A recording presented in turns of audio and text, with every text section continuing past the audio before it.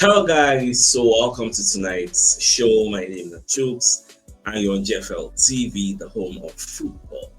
So if today is the first time when you see our program, for you to bring you the latest Arsenal news updates as they drop all over the world. So for now, I almost start with tonight's show. So reports reaching me from Radio Web. Now the fact say for Italy, they say Arsenal, they're very ready to offer 60 million euros plus Leandro Trossard to Juventus for Kenan Yildiz. So now the report will be here, and many people don't share the same particular report because Arsenal have held exploratory talks regarding Kenan Yildiz and are crazy about the player. Juventus' financial situation means every player has a price. With Yildiz valued at around 80 million euros to 90 million euros, Arsenal prepared to offer around 60 million plus Leandro Trossard. And when you remember, say yesterday, Goal.com actually put out this same report, say Arsenal already make contacts with this player and his camp. You get. So we could just watch because say when it comes to finance, money is important. You get. So maybe because of the financial struggles, Juventus might be forced to sell one of their prized assets. So we'll just monitor the story, you get. But once one never gets clear for all these different outlets or different sources, now whether the deal will happen for January or the deal will happen for the summer. Because when you look at the way Juventus is playing this season, they really try, you get. They are putting in a very strong effort to so that they will win the league. So I don't know whether they would like to sell one of their price assets in January. Like logically, it don't really make sense. But hey, we don't really know how much they need money badly to get. And we say maybe we will need an injection of new players in January to continue our force to see how we can win the league. So we'll just watch how all these things will unfold at the end of the day. Now, I saw this particular report. Sky Sports said they talk about that. And they say if they scrap PSR today now, or tomorrow, how much Newcastle United could bully Liverpool, Man U, Arsenal, Chelsea, and others, even Man City. So when you read the particular entirety of this particular report, they're going to talk how much every club they worth and which club is the richest club in the EPL and by extension the world gets right now. The Newcastle are the richest club in the world, if you don't really know. Now just this PSR, then they shackle them back. PSR and they restrict their ability. So when you look at reports, you can't find out say Newcastle, they are worth a whooping sum of 489 billion. And this is because Newcastle ownership is made up of Saudi Public Investment Fund. That's PIF, Public Investment Fund. It is a conglomerate. They just combine their resources. They don't want to buy different clubs, get. So the money did. Now, after them, the second richest club in the EPL is actually Manchester United, with the injection of Sir Jim Ratcliffe own funds. You say, come like two of them are two people going to get this force. The Glazer family and Jim Ratcliffe. Jim Ratcliffe is one of the billionaires in UK. So once they combine their forces, we see they are worth a whooping 24.4 billion. Yes. Now the next on the list, like the top three, Manchester City. Man City owned by Sheikh Mansour, they are worth a whooping 20 billion. Now compare 20 billion to something billion to 400 and something billion. If to say financial fair play no conde, PSR no conde, you see what Saudi Arabian clubs they do when they buy anybody they like. Now what Newcastle they do. Any player with like as any player with the market, they will just go Liverpool and say Salah Alpha, come join us. They'll give Newcastle give Liverpool like 200 million. So, take and get out of here. They'll carry the player. They will pay ridiculous wages. In fact, yesterday I was reading the wages of Elialan. You know that guy is collecting 500 plus a week. 500 plus. Can Arsenal pay a player 300? We don't even need 500. Can we even pay anybody 350, 400? Let's say 400. If we pay player 400. Those are the things you have to do to attract the best of the best players. Money. Ego, very important.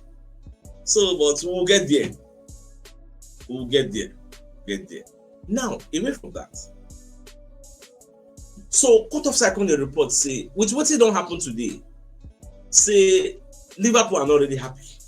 You get with the news about Saliba, you get they're not happy because then they feel say Real Madrid go get Saliba so that their own player Ibrahim Konate go be safe. But when they come the year say Arsenal don't agree new deal with William Saliba, like it struck a blow in their hearts. Because now the question becomes, can Liverpool keep Ibrahim Konate because him never agree in your own deal? But here you have William Saliba, who already accepts Arsenal deal. So they're not really happy with what's in they happen. So it's quite not really concern us. That one I don't come up right because if you are not following proceedings of what happened today, William Saliba he already signed new contract for Arsenal till 2030, 5 years contract. He began 2 years before, so you can add 3 more years. So as they add that 3 more years, it becomes 5 years. So the new salary will take into effect from now till 2030. So all the players who will decide if they observe now 2030, so at least more of them get 5 years more, 5 years more. That one don't mean say after 2 years, then maybe the player fee won't go. That one don't mean say the fee won't go. Yes. But at least you go protect our investment so that even if we want to sell that player, we are going to be recouping substantial amounts. You get this kind of Saliba now. If we want to sell like go to 100 million, 120 million, 150 million, now what's it going to hear from your head? How much will we take by him? But we don't develop and refine him into one of the best defenders in world football in today's era. So now, so it just be. Now, away from that, Christian Nogard, when they talk about Mikel Arteta, what he don't see for Arsenal, he can talk say, see, it is different from what I've been used to, but it's brilliant how his mind works and the way he wants us to play. It's very demanding on the physical level and also on the tactical level. So sometimes I still don't know exactly the things I do. But of course, being out there, trying to execute it with all this help, now I've gotten 90 minutes in the bank for me and another learning experience as well to get the tactical stuff a bit more on that skin. You get. And basically, I know I was one of the happiest people for Noga to actually play much, many minutes under his belt. It really go down because the league is a physical league and Noga is one of the physical players who we get. So he will get some tough places where we go one goal. We go use double pivots. We just carry Nogard and Zubimendi block that midfield, or maybe Nogard and Rice because they understand the EPL's physicality. So we are blessed with so much options where Arteta go one deploy. So that one said when I think they give me joy. So David Onsen said talk about William Saliba's contract. So I don't want to dwell on that one because the major one where we wait, smoke will hear positive news. Now be Bukayo Saka on because now 2 of them, Brent have been talk to. So now we say Saliba don't run your own. So the way smoke will see what will happen to Bukayo Saka. This one said run your own everywhere good. Now for the match you want to play for the weekend, Newcastle versus Arsenal. So we are looking at the Arsenal injury table, you get, and the possible lineup we will use for that game. Now, when you look at this report, you're going to see like the injuries we'll get, like for example, on the Madwe case, this one they expected to come back like November or early December. Kai Havertz, his return date is still unknown. I think I say, well, it could be weeks, but we don't expect it to be months. But based on Kai now, based on who he be, the guy will do magic now, but still say don't come back. Then Martin Odegaard is expected to play against Newcastle because that shoulder. Even the first time when he first got injury, shoulder actually Norway player, he not really did that serious. In fact, what happened to Odegaard, he just be like a miracle because who would have thought that he will experience the same thing, the first type of injury, same place, like doing the same action, getting the same falling on the same shoulder. Odegaard have not more like 10 years, 11 years, I never experienced this kind of thing. So what? We just believe say he will don't recover on time, so everywhere good for where Odegaard did. Then Gabriel Jesus, that one unknown. In Capi, I think I don't finally tell us say that groin injury in gets. When is the return date? Me or Mo, I don't really know. So Mo just to watch. But when you read this particular report from the Metro come put out their own first 11 where them feel say this is going to be the best first 11 against Newcastle, and I subscribe to the line of thoughts because if Namibia Arteta, this same 11 will put out. perfect for this. Now, what me I know the clamor for since. Perfect for the occasion. Look at the back line. Calafiori, Gabriel, Saliba, Timber, Raya. Midfield, Rice, Zubimendi, Odegaard. Front three, Eze, Gyökeres, Bukayo Saka. This is delicious. This is sumptuous. Like, what more can you ask for? This is the perfect first 11. Creativity everywhere. Defensive stability everywhere. Like, what did you find? Eze going to run your creativity from the wings. What did that going to run you from the midfield? Say Eze there for wings. Don't be saying you know people break into the midfield, orchestrate some things. So I really like this. I don't know whether anybody get any contrary opinion to this particular lineup you see on the screen, because for me this is like perfecto. You get, so for me, what was waiting I think I go do on that. Because I always said very no rights where we are bossed. Like everywhere scattered out on the weekend. Go play. I don't even know whether it's Saturday or Sunday. I think it's on Sunday the same. Look at me, like I don't the reason I say what if I think I go set up Zubimendi, Merino, Rice or more before the match. Everywhere we don't scatter, everywhere we don't bust, everywhere. Oh my God, like I don't visualize that. God, I don't want it to happen like that. I mean, well, but then the CHUKS is going full chat. Now, away from that. Okay, so on the sad notes, so now remember that young man, that former Arsenal player, Vigar, where they say he gets head injury, hunger, somehow brain damage, where they enter induced coma, so the guy don't finally die. It's quite sad. Yes, so Chichester City FC and former Arsenal academy striker Vigar has died after sustaining a significant brain injury. Yes. Now, when I come to read the report, I come to see what the toxin caused the injury. Go to baffle me. Like, I find that say maybe now when they play, maybe not somebody, you know, no man, that risk is always there. See the one way give and Gyökeres that cuts for head. She been now last night with Magalhaes and jam heads together. So now that's what they happen for inside field of play. Our prayer and I mean it's no shall cause brain damage for anybody. You get. Now they said this one go collide with concrete wall. The first question will come to my mind now, how? Look at that second paragraph, I mean third paragraph. It is thought that the injury was caused when he collided with the concrete wall. But the club have not confirmed this particular story, but the story is running all over social media. So for them not to confirm it or debunk it, people are going to say maybe not true, because that is the official reason people they don't say, now give me brain damage. If that be the case, how do you go and collide with the wall? Like you just see well, now don't wrong, go not like. You know clear. Don't really understand it yet. So, but more just watch. Maybe in the coming days, we are going to get clarity on this particular story, because after sustaining a significant brain injury last Saturday, Vigar was put into induced coma. The family said on Tuesday he needed an operation to aid any chances of recovery. Although this helped, the injury proved too much for him, and he passed away on Thursday morning. So that's quite sad. And this guy, Arsenal, just released him last year, 2024. They just release him. So I'm like, it's quite sad. That's why I read one story of one guy with the island. We just where his girlfriend just born for him. One Nigerian guy that I think they play ball, he slump for feet, can't die. I don't really understand, but may his soul and the souls of all the faithful departed through the mercy of God rest in perfect peace. Amen. That's my prayer for healing.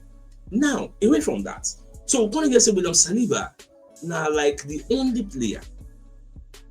We don't day for this team of the season back to back 3 times in a row. Now what's in the here? You get, so Saliba, he don't do very, very well. When I see that report, I was like, can he be the only person who don't did there 3 times in a row? How is that possible? Eliana no did there. I don't really buy that story of saying he be the only person, but I will just take and say at least he don't represent us, and he don't did there 3 times in a row. But clear now, 3 years in a row. So Alan no did the 3 years in a row as the best striker. Who one represents Alan if Alan no did it? Now the first name will just come my head say only. I noticed that only story. Don't know me for this slide though. I saw that only story in another slide again, because this one say with Saliba has the name in the Premier League, the PFA team of the season, but that's in the row. But can get another report where I see they say he's the only one that has achieved this feat, but I doubt the veracity of that particular and so throw it down for one corner. Now, away from that. So Roy Keane now, say when season 1 starts, Roy Keane thought saying Arsenal will win the league. Gary Neville saying Arsenal go win the league. So later on, Rocky can say, "Oh, it be like hey, he go take, it be like he go change his mind, say na Liverpool that go win the league." But now, he can talk say, "Well, say na he go stick with Arsenal." He can give him reasons. When he talk say, "I think they see Liverpool like this now. See, I'd like to go with Liverpool now, but I still think if Liverpool get 1 or 2 injured centre halves, they could still be in a deep, like." Okay, there could still be a dip for Liverpool, no doubt about that.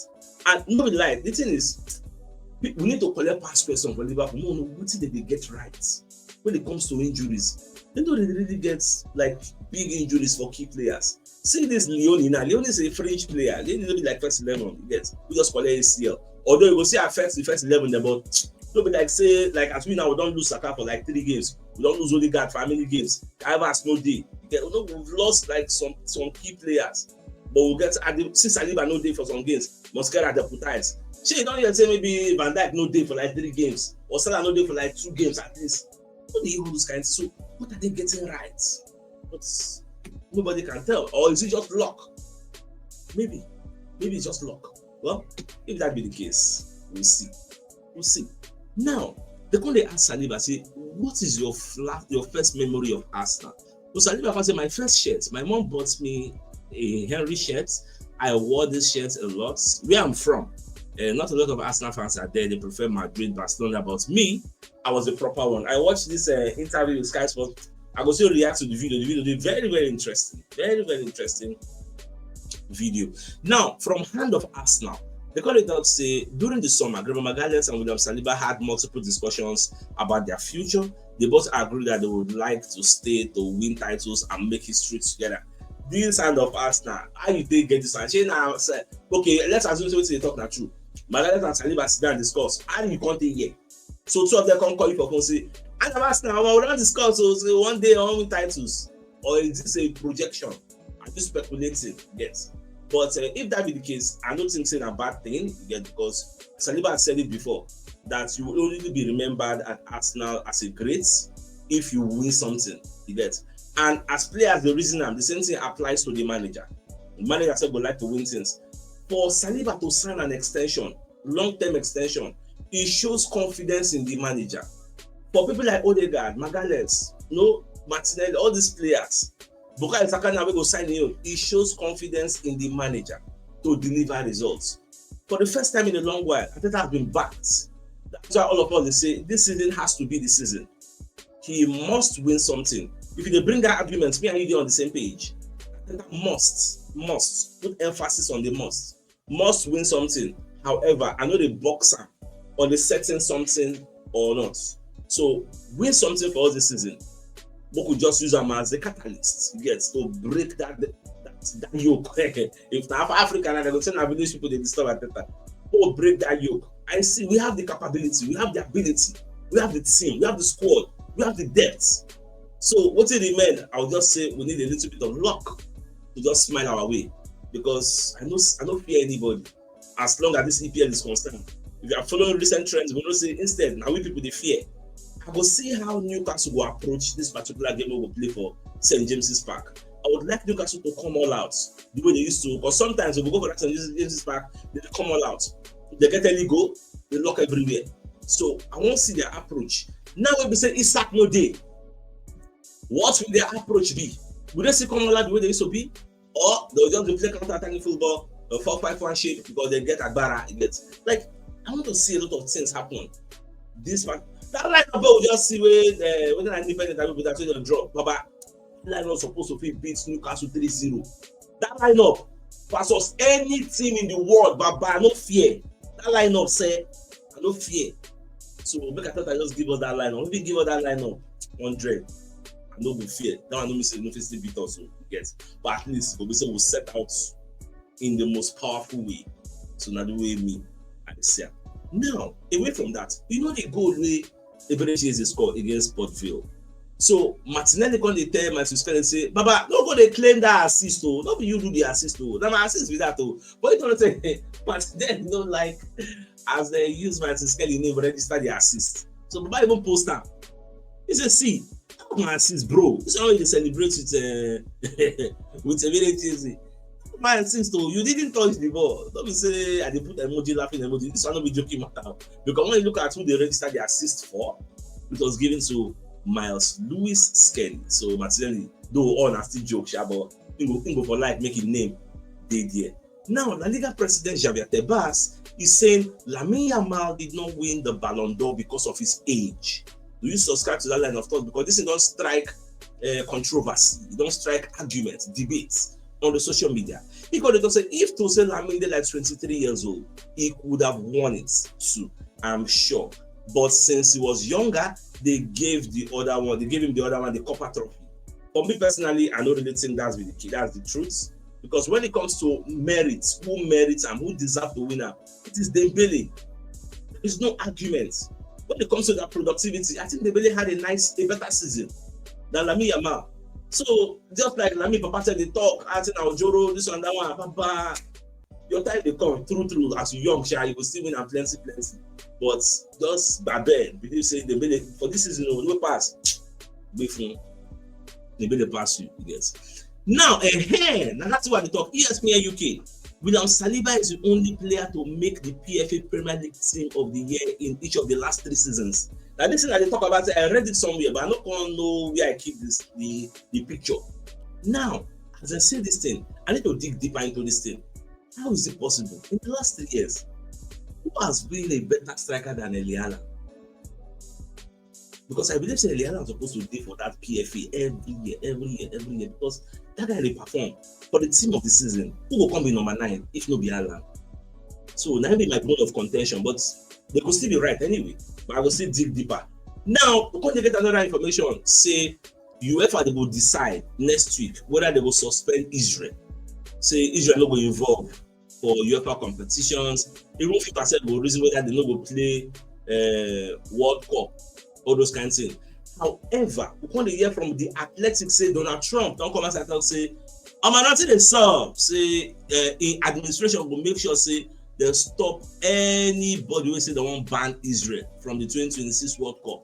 We will absolutely work to fully stop any efforts to attempt to ban Israel's national team from the World Cup. Gets so for you to see politics on the entire football gets. So if I say USA get veto power. But the veto power, does it cut across to FIFA? I mean, UEFA, like, what is the correlation? I don't really know. But we just watch. As the news be falling, instead of going to let you know. As they saw, because based on, say, waiting Russia do Ukraine, where they enter Ukraine, go bomb everywhere, where they come ban them. So people they look, say, what is Israel they do for Gaza? Where they come out there. So I don't want no share. Because what is good for the goose is also good for the gander. Now, Transfer News Live. When they put out the worst transfer 11 of the summer window 2025, Sesko, Gittins, Garnacho, Douglas Luiz, Florian Wirtz, Ugo Chukwu, then Kerkes. I just look everything. Look at this Bino Gittins and Garnacho, 2 wingers, so they don't bring for Chelsea. They don't say they don't be Madueke level. Yes, Madueke does the Aji. Madueke don't be Saka level, but then this one said no Richard because. The out when I tell don't say anything at the best Chelsea winger who some people say maybe at the pool water for Max they talk. You don't declare, right? So I check to the struggle and the first chance people say one win the league, or maybe they first still overtake everybody later. Can't go win the league, like who knows? You cannot go talk bad about them. All right, my dear Saliba, let's bring you a message from one of our sponsors in Mobile World Associates and Co-Limited, the Enso Construction Services, Dredging, Canalization, Real Estate and Shore Protection Works. They also into mechanical and fabrication services and procurement services nationwide. So if you want to reach out to them, call them on +234 8064642234, and they're located at number 7 Ekedowo Road, Orazi, opposite St. Stephen's Anglican Church, Port Harcourt. So if you're interested in any of their services, please do reach out to them. So the biggest news of the night, I'm the fact say Arsenal is ready to offer 60 million euros plus Trossard to Juventus for Yildiz, Kenan Yildiz, one of their wingers. So more they say other one said we'll go whether in January, whether in next summer, when time reach, we will know. So with that being said, I think it's a fine place for us to call the show and ends. I come your way tomorrow morning to give you the morning news. Till then, thanks for tuning in. Enjoy the rest of your night and good night. Ciao.